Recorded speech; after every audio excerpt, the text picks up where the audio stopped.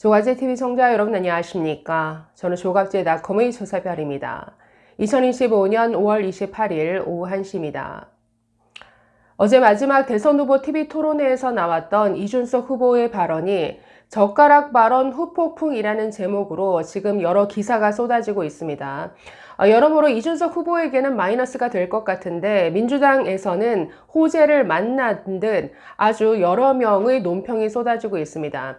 토론을 빙자한 언어 폭력이다. 토론을 빙자한 여성 혐오다. 이런 반응들을 쏟아내고 있는데 이준석 후보는 지금 정면 돌파하는 분위기입니다. 자, 이 발언에 대해서 페이스북 글을 올렸는데 자, 먼저 같이 보실까요? 저는 어제 TV 토론에서 평소 성차별이나 혐오 문제에 대해 적극적으로 입장을 밝혀오신 두 분 후보에게 인터넷상에서 누군가가 했던 믿기 어려운 수준의 발언에 대해 입장을 구했습니다. 여기서 누군가가 했던 믿기 어려운 수준의 발언, 어제 토론회에서 이준석 후보는 그게 누구인지 특정하지는 않았습니다. 그러나 토론 직후에 각종 커뮤니티에서 이건 이재명 후보의 아들을 직격한 것이다 라는 글이 쏟아졌죠.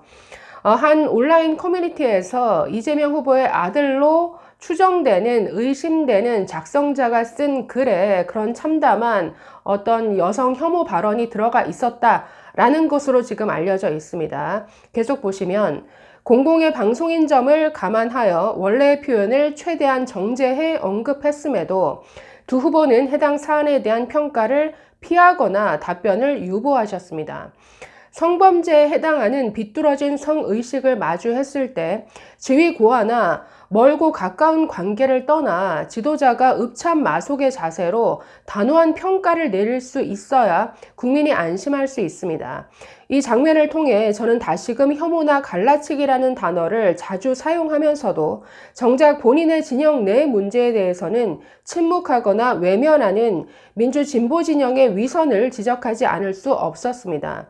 저는 왜곡된 성의식에 대해서 추상 같은 판단을 하지 못하는 후보들은 자격이 없다고 확신합니다. 즉, 어제 이 문제를 제기한 것은 같은 어떤 성문제, 여성 혐오 등에 대해서 진영 논리로 태도를 달리하는 것, 이걸 지적하고 싶었다, 이런 주장인 것 같습니다. 사실 과거에 그런 고 박원순 시장 어떤 성추행 문제에 대해서 그 피해자에 대해 민주당이 당 차원에서 어떤 식의 2차 가해를 가했는지는 다 알고 있죠. 피해자에 대해서 피해자가 아니라 피해 호소인이라는 말까지 만들어서 어떤 자신들의 성추행 문제를 회피하고자 했었는데 그런 부분을 지적하고자 한 의도였던 것 같습니다. 자, 마지막 부분. 2017년 대선에서도 돼지 발정제 표현과 관련된 논란이 있었지만 홍준표 후보는 자서전의 표현이 부적절했음을 인정하고 공식적으로 해명하고 사과한 바 있습니다. 지도자의 자세란 그와 같이 불편하더라도 국민 앞에서 책임 있는 입장을 밝히는 것입니다. 자, 그래서 그런 어떤 여성 혐오 발언을 끄집어낸 것은 이들의 어떤 이중잣대를 비판하고자 함이었다. 라는 부분인데 문제는 이게 결국은 지금 오히려 역풍으로 이준석 후보에게 좀 불리하게 작용하는 것 같습니다. 자, 그런데 또 한편으로는 지금 여러 여성 커뮤니티에서는 어제 이 발언으로 인해서 이재명 후보의 여러 과거 이슈들이 다시 소환되고 있기는 한데 이재명 후보의 형수 욕설뿐만 아니라 그 주변에서 일어났던 여러 어두운 그림자들, 조카 살인도 있었죠. 이런 또 끔찍한 범죄를 데이트 폭력으로 축소하는 발언을 해서 논란이 냈던 그 지난 대선의 이슈들, 이런 이재명 후보 주변의 여러 어두운 이슈들이 다시 소환되고 있어서 글쎄요, 그런 식의 효과가 있을지는 모르겠으나 그렇게 보기 좋지는 않았다. 저는 오히려 이준석 후보의 어제 그 공약 그 발언이 상당히 좋았는데 정치 양극화 해소 방안에서 부정선거 음모론을 관련해서 양쪽 후보를 다 공격을 했죠. 저는 오히려 이 내용이 굉장히 좋았던 것 같습니다. 그러니까 이걸 더 부각시키는 게 옳지 않았느냐. 자, 먼저 이준석 후보의 어제 발언 보시면 이랬습니다. 우리 사회의 가장 심각한 가짜뉴스는 부정선거 음모론입니다. 음모론에 빠진 대통령이 계엄령까지 선포했습니다. 그런데 이 자리에도 부정선거 음모론을 믿었던 분이 두 분 계십니다. 이재명 후보 그리고 김문수 후보. 이재명과 김문수 좌우의 선동가들이 정말 부정선거를 믿어서 음모론을 퍼뜨리는 건 아닐 겁니다. 정치의 팬덤을 결집하기 위해, 아니면 선거 패배를 인정하기 싫어서, 아니면 돈을 벌려고 부정선거를 소재로 영화까지 만들어서 음모론의 야바이꾼 역할을 했습니다. 가장 큰 문제는 이처럼 국민을 속이고도 반성하거나 사과하지 않는다라는 겁니다. 이번에도 자신이 음모론에 빠졌던 증거를 제시하자 기억나지 않는다는 무책임한 거짓말을 반복하고 있습니다. 독일 공산당원의 주장을 베껴서 국민들을 가르치려 했던 호텔 경제학, 커피 원가 120원 발언, 유령섬이 된 거북섬 등 자신의 발언이 틀렸으면 사과를 하면 되는데 끝내 자기가 옳다고 우기면서 정치적 팬덤을 동원해서 공격을 시도합니다. 이런 나쁜 정치인 때문에 정치 양극화가 심해지고 지금 우리나라가 극단적 갈등으로 몸살을 앓고 있다라는 생각입니다. 해결 방법은 간단합니다. 거짓말하는 대통령이 아니라 바른 말하는 대통령을 뽑아 주십시오. 낡은 기득권이 아니라 압도적 새로움을 선택해 주십시오. 바야흐로 오렌지빛 선거혁명을 이룰 때입니다.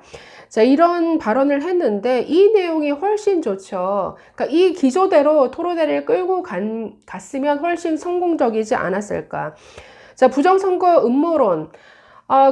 이재명 후보의 거짓말이 들통이 났죠. 과거 방송에 출연하기도 하고 또 트위터 게시물을 통해서 부정선거 투개표에 3.15 부정선거에 능가하는 어떤 조작이 있었다라는 주장을 했습니다. 그래서 선관위로부터 경고까지 받기도 했었는데, 그러니까 이런 게 드러났음에도 불구하고 사과하지 않고 그냥 넘어간다? 이건 문제죠.